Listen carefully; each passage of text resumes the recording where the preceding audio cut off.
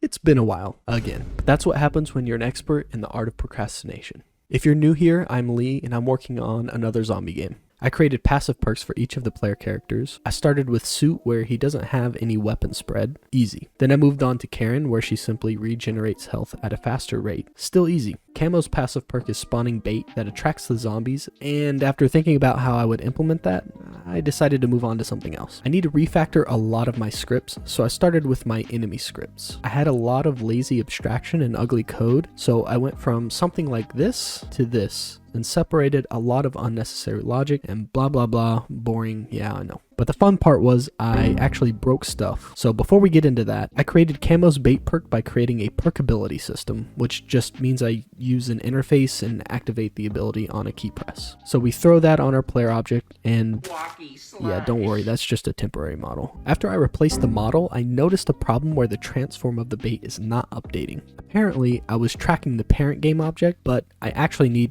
the rigged child objects transform, and now the zombies track the bait correctly. I also noticed that the zombies continue to attack the bait after it despawns. This is actually what I broke during my refactor, and I thought the problem was forgetting to call check attack and update, but no. So then, in an effort to try to solve the problem, I rewrote my enemy animation scripts thinking that was the issue, but no. And then I found the problem. I was actually calling the wrong event for the bait being destroyed.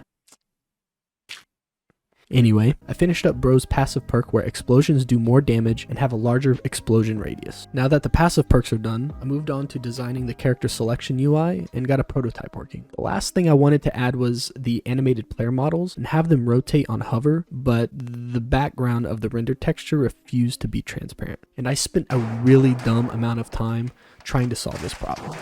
I tried modifying camera settings. I found a high definition render pipeline solution, but I'm using universal render pipeline, so that's irrelevant. I then went searching in the depths of the Unity forums, where I actually thought I found a solution and did the whole thing, only to realize that if I read their post, their issue was actually different than mine. And then I saw everyone suggesting to upgrade Unity's version, and therefore URP's version, and in complete fear, I did that. Errors everywhere. And then I found the issue. It was my outline shader. So I have to disable that for now, but honestly that's okay because it needs to be rewritten anyway. So I finished adding the character models to the user interface, and I honestly don't know how to feel about it. I think it's okay, but I think it needs to be improved on, but it's a nice prototype for now. I decided to plan out the rest of my work until October, where I have a reasonable amount of time to get things done while still procrastinating.